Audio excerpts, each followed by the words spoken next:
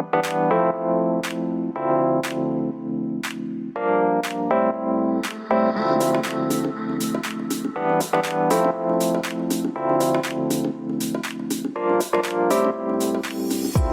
to the Future Is Freelance podcast, brought to you by Zolo, the operating system of the solo economy.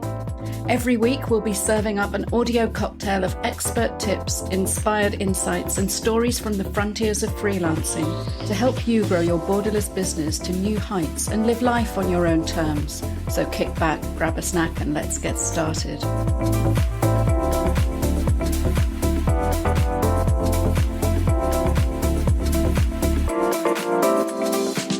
Teaching English as a foreign language is a well-trodden pathway to digital nomadism and freelancing, which may seem obvious to those of us who were simply lucky enough to be born with the global internet tongue as our first language. However, the present state of demand for English tutoring, combined with a proliferation of online platforms and marketplaces, has led to highly variable standards and qualifications, as well as diverse ranges of paid rewards on offer, to put it charitably. It's difficult for customers to know what kind of teaching they're getting and to compare like with like. And it's not unusual to see ads for native English teachers offering less than $10 per hour. But as many students have learned, there may be native English speakers, but there are no native-born teachers. Skills in lesson preparation and delivery have to be learned, practiced, and maintained. Even learning the grammar rules in the first place might be new territory for those of us who absorbed our native idiom intuitively, and I put myself in that category too. For Russ Pearce, TEFL wasn't his first career, and his history in the aviation industry, both military and civilian, helped him to unlock a niche specialism in which he could combine his subject matter expertise with his TEFL training to address a very specific industry need. And this is something that every aspiring English tutor should be thinking about, because there might well be something out there for you which brings together an international knowledge need that somewhere intersects with what you already know and care about and are good at. For Russ, TEFL has enabled him to work and travel all over the world, meeting fascinating people and impacting the lives and careers of so many. And the global demand for English means there's every chance you could do the same if you want to. So enjoy this interview and thanks for listening. So good morning, Russ, and welcome to the Future Is Freelance. It's great to have you with us. Good morning, Maya. Nice to speak to you again. Yes, it's been a while, and I know a little bit about your background, but for the benefit of our listeners, it would be great if you could tell us who you are, what you do, and how you ended up doing whatever that is. Okay, well, my name is Russ, and I live in the Alicante province of Spain. I am nominally a TEFL teacher, but before I became a teacher, I was an air traffic controller, both military and civil in the UK. And thanks to that, I've found a little niche in delivering English classes to pilots and air traffic controllers around the world. Great. Okay. Because they have to operate in English, don't they? Is that a legal thing? Yeah, there was the organization ICAO, who sort of regulates global aviation, came up with this idea 15, 20 years ago that everybody must have a certain standard of English if they're going to fly internationally, or if they're going to work in airports, in control towers where they deal with international flights. There are several famous incidents where miscommunication has resulted in problems, mostly at American airports with Chinese pilots, but it's definitely not exclusive to those two nations. And even from my own experience, I know how difficult it can be to communicate over the radio between air traffic control and pilots, and how easy it is to get that communication wrong. Even in your own language. So, British controllers speaking to American pilots, American controllers speaking to British pilots. We have our own way of talking, and it does cause miscommunications as well. So the idea was to standardize the way that English is used.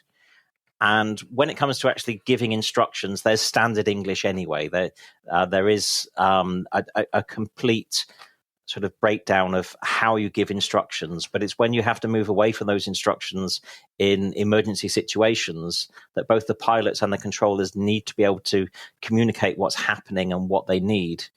Right. Yeah, it makes total sense, because obviously there couldn't be a higher stakes environment to communicate with complete understanding and clarity. Is there a particular sort of core vocabulary or a particular level that people in the industry have to reach? Well, most English exams are based on a particular set of criteria for getting certain levels. And within the aviation world, there are 6 levels. Level 4 is operational, and level 5 and level 6 are going towards sort of fluency and native levels. And depending on your level, depends on how often you need to get tested. I can't remember exactly what it is now. And I think if you achieve level 4, you need retesting every 3 or 4 years. Level 5 is something like 5 or 6 years. And level 6, if you achieve level 6, you never have to be tested again, which is something that many of us within the industry are not really keen on, that idea, because a lot of us have lived in other countries, and when you stop using a language, how rusty you can get very, very quickly. Oh God, yeah. My Spanish just fell away during lockdown. Just months of not speaking to anybody outside of my English household. So I can well imagine, even if it's deemed that if level 6 is regarded as total fluency, it doesn't mean it's going to be in there forever. 100% agree. So, I mean, it seems like one of those things that must look dreadfully unfair to the rest of the world, but it makes sense that the language is standardized because it is a totally global industry. And of course, it's something that a lot of freelancers around the world have, this amazing genetic lottery superpower that we were born in an English-speaking environment and have this native language. And so we can use that to find work anywhere we go. So, but I've seen an awful lot of different elements to the TEFL industry. It's not one I've got experience of personally. I know you've been involved in teaching English in lots of different situations over the years. So what do you think about the current scene in teaching English as a foreign language? I think you have to be very careful what you're getting involved in, because pay can be embarrassingly low. And there are people that are willing to pay those low prices and receive really poor quality classes for what they're getting. Even working for an institute, particularly here in Spain, the pay for a full-time teacher is, I think it's about 1,200 euros a month take-home pay, which when you work out the classes you're going to teach, the preparation, everything that goes with it, the team meetings, you're probably doing a 36 to 40 hour week to bring home 300 euros a week. So as a rate of pay on a full-time contract, it's not great, and it's one of the reasons really why I ended up trying to find something within the niche of aviation, and luckily I managed to knock on the right doors at the right time, I suppose. Yeah, that's brilliant, because as you say, we can see that there are English classes available very cheaply online to people who want to learn it, and we often see jobs in digital nomad forums and things advertising for teachers. They often don't seem to want much in the way of qualifications either. Do you think, are most native English teachers qualified? Do they have certification, or are the people on the really low income strands just doing it conversation classes because they're native? I mean, I'm just wondering where these people come from. I would imagine that. Yeah, I would imagine those that are happy to teach for $10 or less an hour are probably not qualified and are simply using the fact that they're native speakers of English.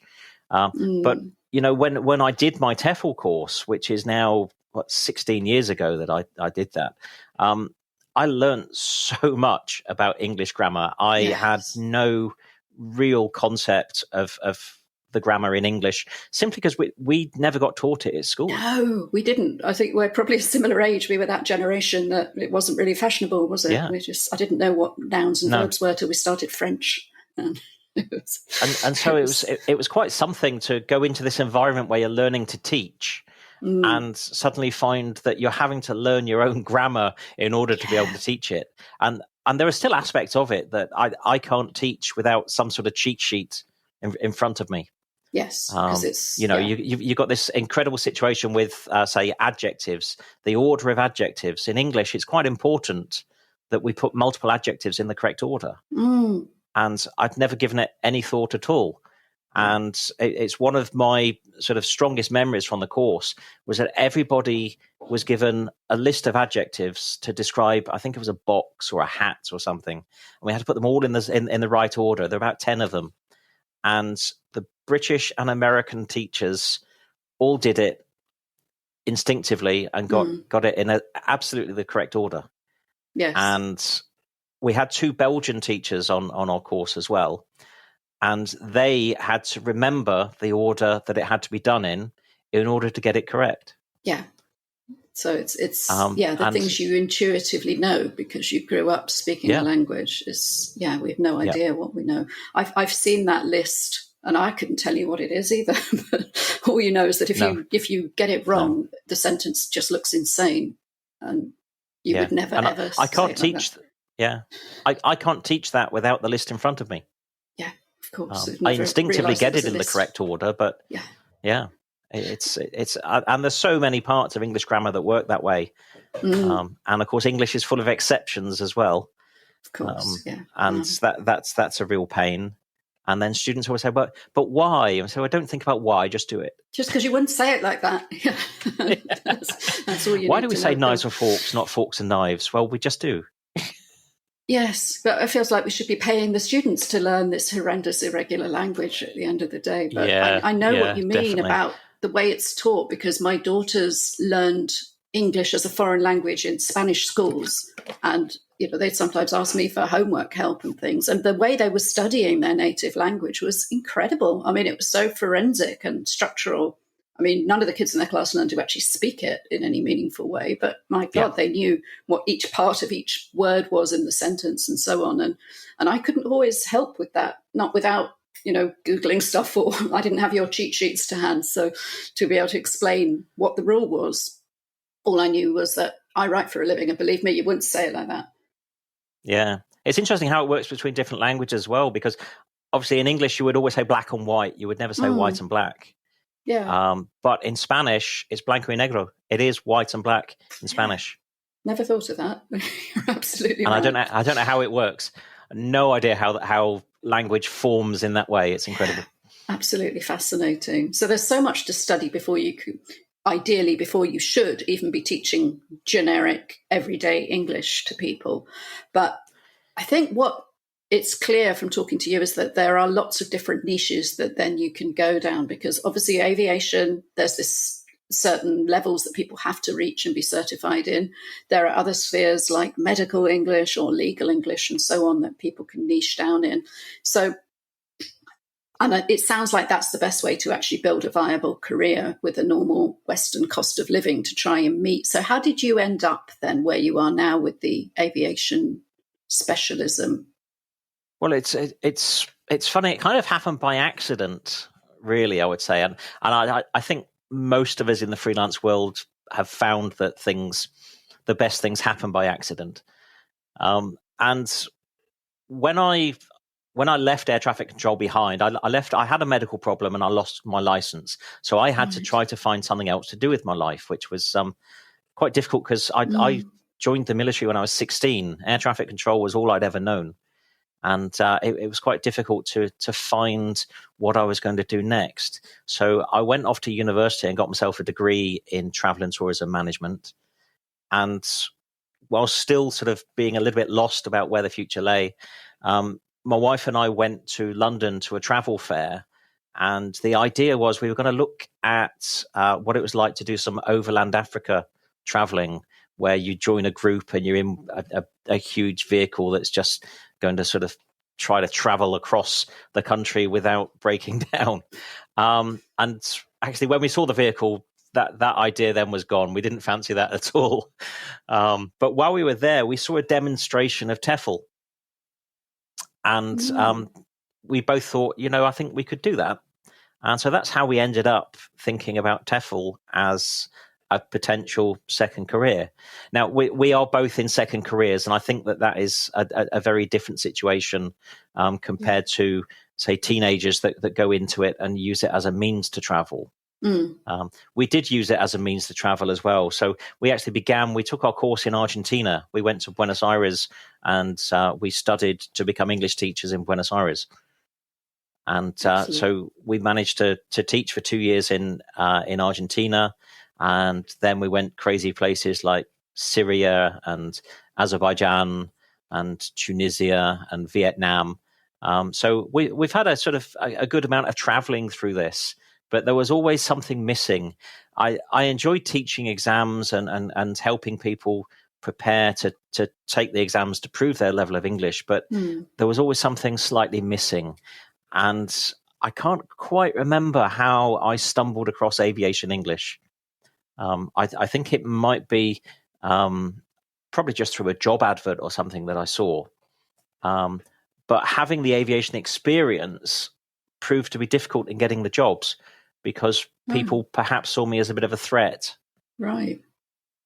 How strange. You think they see it as an advantage, the experience that you're bringing to it. But the majority of people at the time were sort of running aviation English outfits, having looked at textbooks and looked at videos online and not really having the technical expertise. And so I could see how I was a threat, but I was never a threat because I never wanted to move into management or sort of take over someone's business.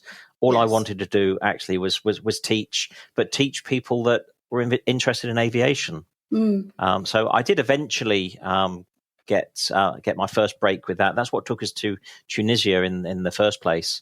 They were opening a new airport, and I was working in the control tower at the new airport in Enfida, just north of Sousse, and helping the air traffic controllers there to improve their English ahead of the new airport opening.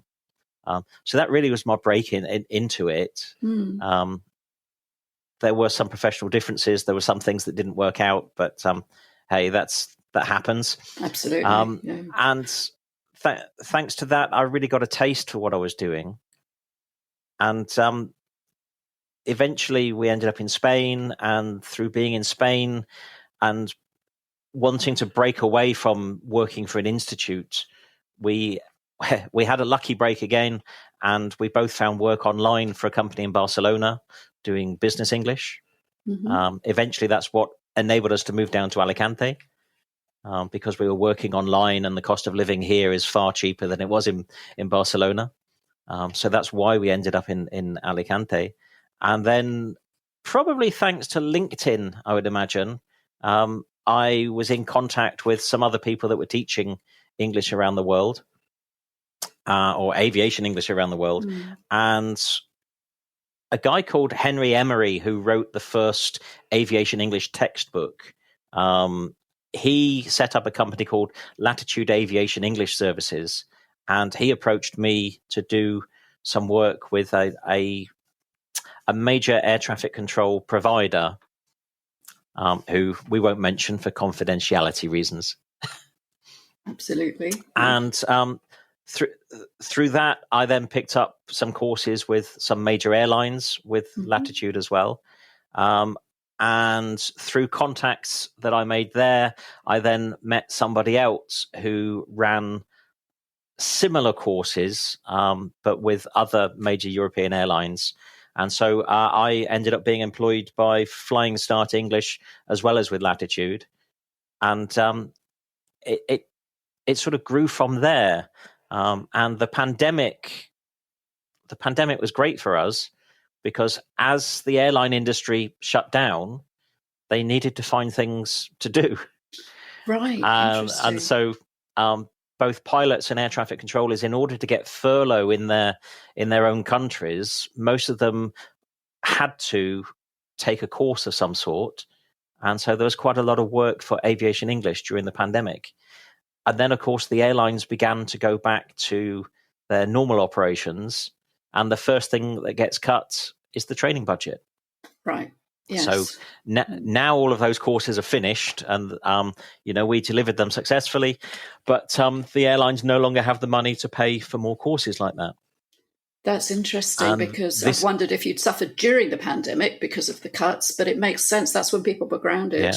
No, completely the opposite for me. I was so busy during the pandemic. It was like working absolutely full time a lot of the time. And now I'm back to semi-retired again, so it's quite nice. But through websites like Preply and italki, I've picked up private clients and trying to focus on aviation. So people come to me sometimes just for a few weeks before their aviation exam, just wanting to talk about aviation topics and make sure that they've got their fluency. Some people have bigger problems and need to concentrate on actually improving their grammar. But grammar's not the big thing in aviation. Grammar's only a problem if it causes miscommunication. Yes, and you can get away with not quite using the right mood of the tense in a lot of situations and still be perfectly well understood. It sounds like, though, you've really carved out a personal brand in this space, that whatever platform you're using, you're the go-to aviation guy that people should come to if that's what they need. I think I am the person people should come to, but they don't necessarily come to me. Right, okay.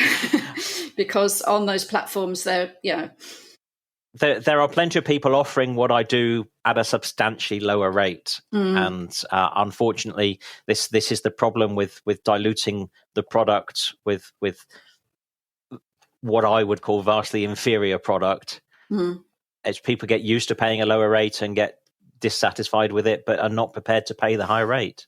Yeah, yes, exactly the same with writing for a living. So I feel your pain 100%. If people see, it's very hard to justify until people have experienced both directly, the difference between what you're charging and what somebody might be charging who has simply seen this as a useful add-on and doesn't bring your experience to it. And I think it's also really interesting what you said about this being your second career. And of course, you can go straight from school into your TEFL certification and then just go off around the world, teaching in academies and so on, if you just happen to be lucky enough to be born speaking English. But it's clear that it's not just your aviation background. You've got a business background. You've done different things. You've experienced the world a bit. And all of those things help you leverage those better contracts and hopefully higher rates along the way.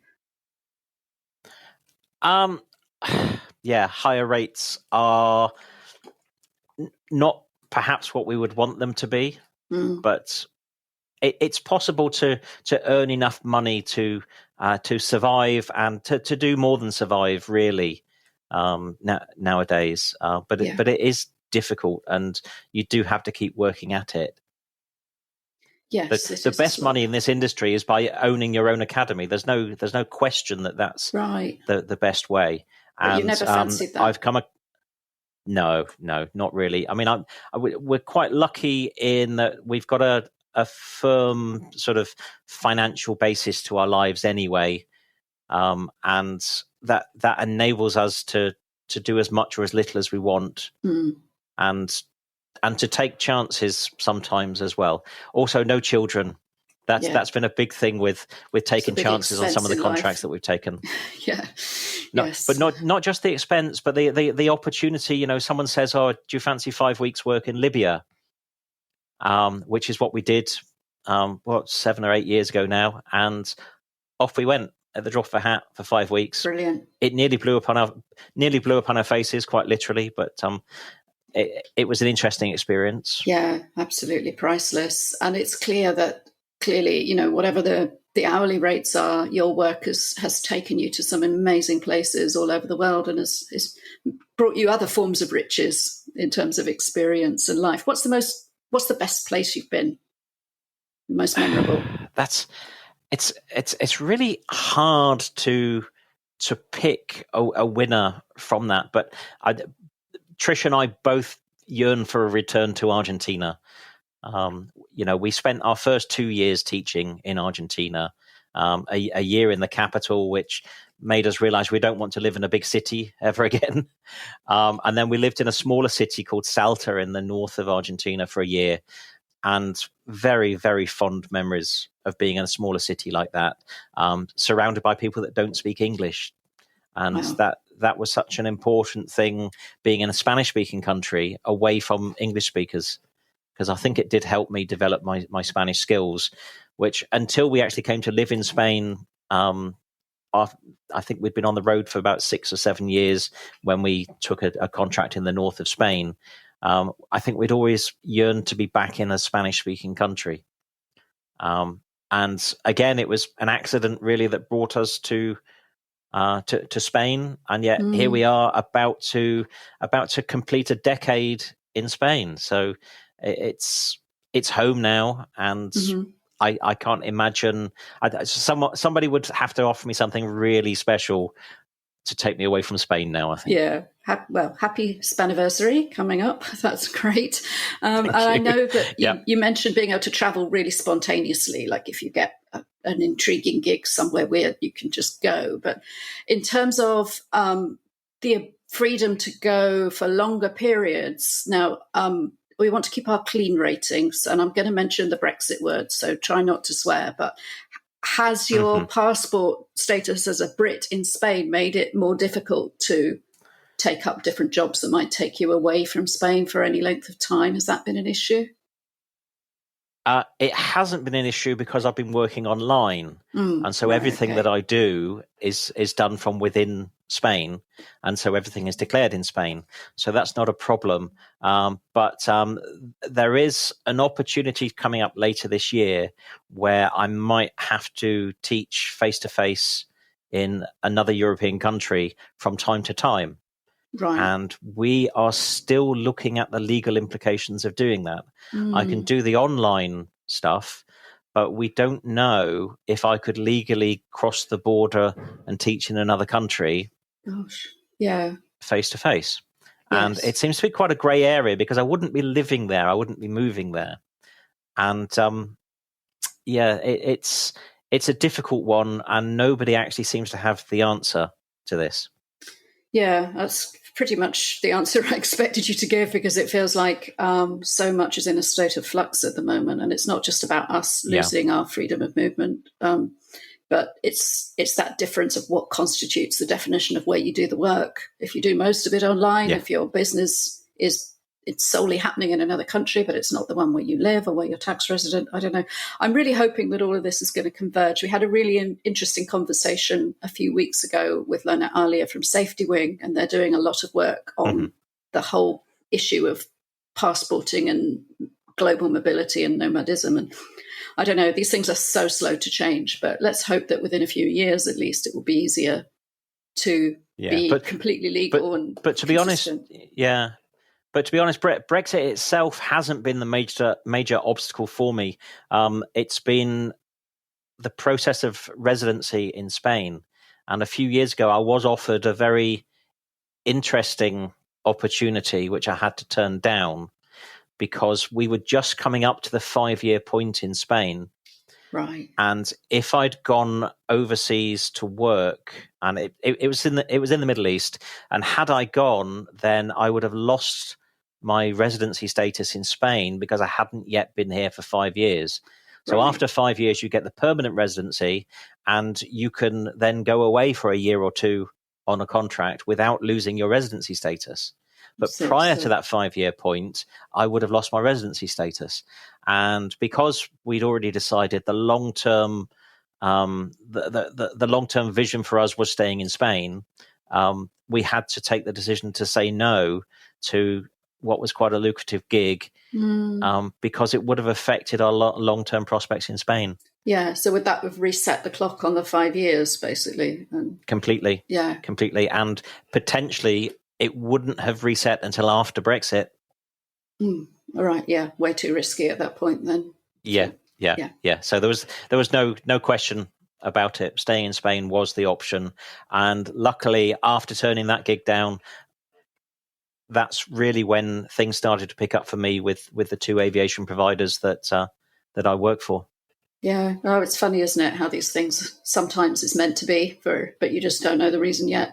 Or you don't No. know that it's really meant at that time. But obviously, it's good for Spain that you stayed here. And I met you through some other work that you're doing with your blog as a writer in Spain. So tell us a bit about that, because it's lovely that freelancers are able to have so many different strands to their lives. So what do you write about now? Yeah.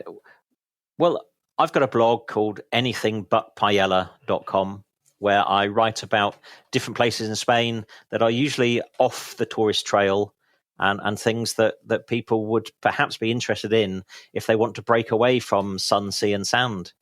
And luckily, being a freelance teacher and an online teacher at that, I can travel around Spain and still continue teaching. Mm. And that has made a huge difference to my life, in that I don't have to think too much about the logistics of work if we go away traveling somewhere within Spain. One of the issues is hotel Wi-Fi. It's not always great. And actually 2 weeks ago, we were working in Albacete for the weekend, and I had to deliver a class. And in the end, I had to use the data on my phone to do that because the hotel Wi-Fi just wasn't working well enough. But fortunately, Wi-Fi in Spain and mobile data in Spain over the last 3 or 4 years has developed dramatically. Yes. And it's now good enough to do it. And you get a lot of data for your euro. Yes, and you can and stream so in no 4G. longer afraid to teach. I wouldn't like to try to teach a full-time contract on data, but to do an hour here or there, not the issue that it once was. So that's good. So it enables me to travel around the country and write about the places that I visit. And obviously, where we met through Wabas, the writers and bloggers about Spain, we've got a nice network of contacts around the whole country. And I am not ashamed to admit that I have exploited that network to meet people wherever I've been in Spain, and it's been wonderful to have friends around the entire country. Yeah, well, in that group we've got so often there are local bloggers, and they're the people who really know and love the cities that they're in. Like, shout out to people like Molly in Granada. Why would you not go and talk to Molly if you were going to Granada? She knows so much about it, and she'll show you the non-paella equivalent scene down there. Yeah, that's right. It is great to be part of a network like that. And yes, I second everything you said about the Wi-Fi. Having been here over a decade ourselves, I know exactly what you mean. Even renting a place which theoretically had a phone line in for broadband when we first arrived, that was a bit of a gamble, and you wouldn't sign anything until you'd actually done a speed test on it. And yes, trying to get something so that you could both work and actually do video calling online was such a gamble. And then suddenly, what's about 3 or 4 years ago, they started putting the fibre lines down in most of the major cities. So wow, it just works now.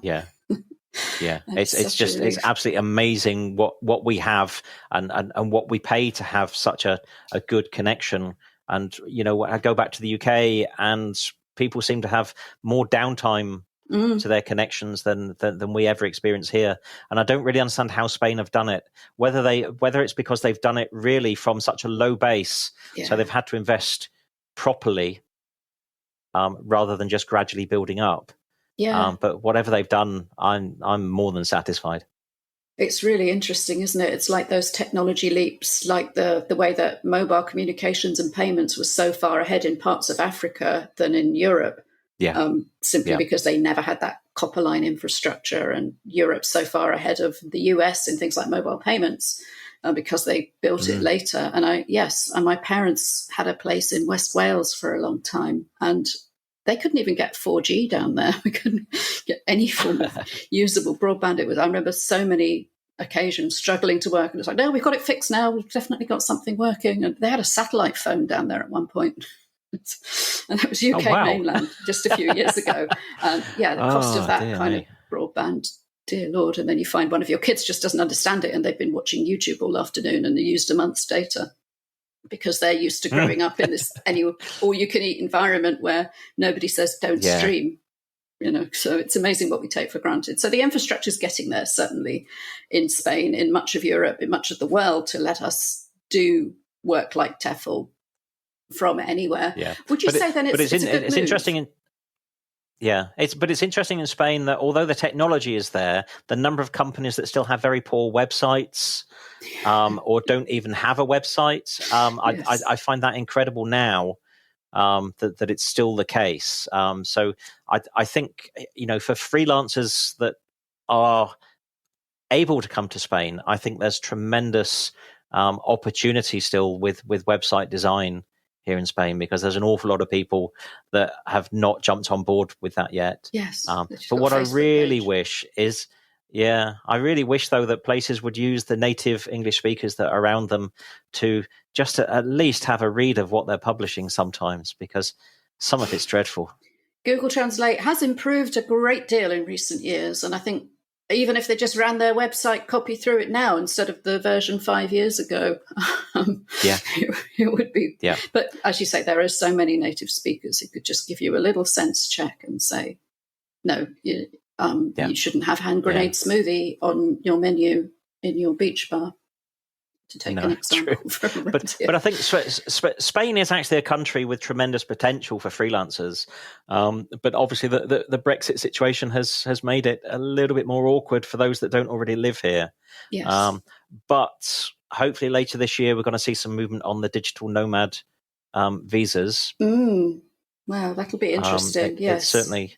It's going to be interesting to see how they do it, and if they do it well enough to allow particularly British people to come over for a year or two on those visas. But only time will tell. There's a lot of speculation, not much actual news as far as I can tell on that front. As to whether it will benefit those of us who are already long-term residents is looking unlikely, but hopefully it will open the doors up to more people to experience the way that we were able to come over a decade ago before everything changed, to be able to, it was so easy then to just move over and carry on working, which is denied to British people presently, unless they can get very complicated and expensive visas. So a digital nomad visa would certainly help unlock Spain and bring Spain into line with so much of the rest of the world that is way ahead of doing this. I think Spain will always be a difficult country, though, to be a freelancer in terms of the admin costs and the cost of being self-employed and so on. So, it looks like if that's not going to change anytime soon, even though they're always talking about tinkering with it.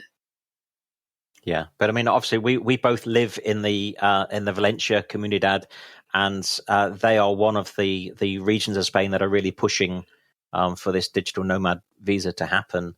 I believe that there's quite a lot going on in the city of Valencia with regards to shared spaces and people working online now.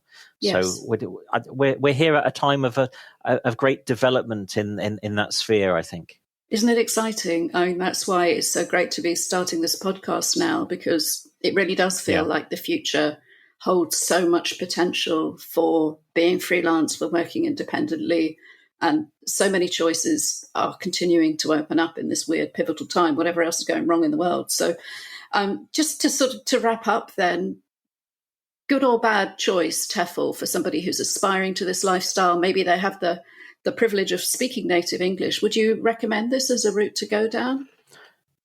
I would, but I think you need to get yourself properly qualified. There are many routes into TEFL. Some people have found their way in just simply by being on holiday somewhere in Asia and picking up classes because they're a native speaker with no real concept of what they're doing. There are online classes or online courses that you can do over a weekend to get a qualification in TEFL. That's perhaps going to give you some idea of what you're doing. But I would always recommend the 4-week courses, which are the type of thing that I did, which is it's 120 hours practical classroom teaching, one-to-one advice from a tutor. And we even got to do, I think it was 6 practice classes with a tutor in the room making notes and telling you how awful you were. And don't give up. My first class on my TEFL course, I nearly quit because it was dreadful, and I realized that I wasn't a teacher. I was quite happy with the role of lecturer, standing in front of the class and presenting information, but teaching was a different matter. And I don't think I realized until I did the course what a difference there is. Yes. And so without the course and without the support of the teachers on the course, this wouldn't have happened. If you do the course and you're finding it tough in that first week or so, don't give up. The rewards are there. The rewards are definitely there, and it's a very rewarding job outside of getting paid as well. Yeah. I'm still in touch with quite a lot of former students from many different countries around the world, and to see how some of them have developed after I've moved on it's just been amazing to be part of that chain of events for those people. And I can give you one really, really good example of that, and that comes from when I was teaching in Syria before the war. Certainly wouldn't go there at the moment. But I had a very low-level class that I was teaching, and one of my students from that course kept in touch with me, and we met him in Nottingham about 7 years ago, where he was just finishing his PhD in chemistry.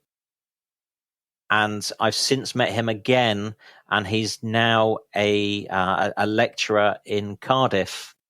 So he's gone from my lower intermediate English course to being a lecturer at a major British university. Fantastic. And I tell you, the pride that you get from being part of that process is, I won't say it's worth more than the money, but it's certainly up there. It's a very, very good feeling that comes with that one. Oh, that's a really lovely story. What a privilege to have been part of that journey for that person. That's amazing. And what a lovely note to end on. Russ, it's been great having you with us. How can people keep in touch with you? Remind us of your blog URL. The blog is anythingbutpaella.com. Always sounds better in English than in Spanish. Paella. You got to pronounce it paella. Absolutely. Thanks, Jamie. My Spanish friends don't like that, but it doesn't. Anything but paella. It doesn't really work. No, I see what you mean. Okay, well, that's the best place for people to keep up with your globe-trotting travels, because I know you go a long way outside the Paella region on that blog. So lots of people to learn, lots of people to think about from all the ideas that you've shared in this episode. So, Russ, thanks so much for being part of The Future is Freelance. Thank you for giving me the opportunity, and lovely to speak to you again.